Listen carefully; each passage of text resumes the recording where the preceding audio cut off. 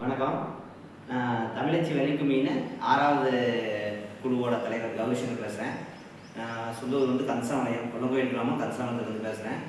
நம்ம தமிழச்சி வள்ளிக்கு மீனில் வந்து பார்த்திங்கன்னா 200வது ஃபங்க்ஷனும் 50வது அரங்கேற்றம் 1000 கலைஞர்களை கொண்டு எங்கள் கந்தசாமலத்தில் உள்ள சடையசாமி கோயிலில் வந்து பார்த்திங்கன்னா வர பங்குனி கடைசி 30ஆம் தேதி, அதாவது வர ஞாயிற்றுக்கிழமை அன்னைக்கு இரவு 7 மணிக்கு வந்து நடக்க போகுது.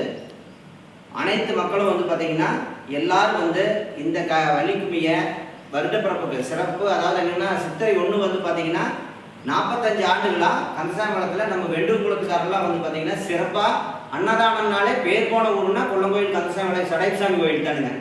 சித்திரை 1க்கு அன்னதானத்தை பழைக்கூட்ட ஒரு பெரிய இதுனே சொல்லலாம். அந்தளவுக்கு ஒரு பாரம்பரியமாக இன்றைக்கி வந்து பார்த்திங்கன்னா ஒரு 45 வருஷமாக விடாமல் சித்திரை 1 சிறப்பாக கொண்டாடி அன்னதானத்தை வந்து சிறப்பாக இன்னைக்கு வரைக்கும் நடத்திட்டு வர்றாங்க.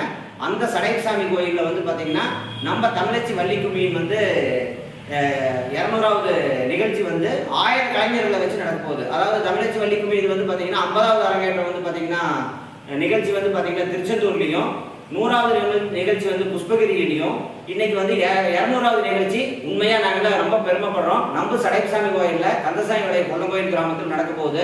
அனைவரும் வர்றீங்க. எல்லாம் என்ட்ரன்ஸ் ஃபீஸ் கட்டணும்னு நினைக்கிறீங்களா?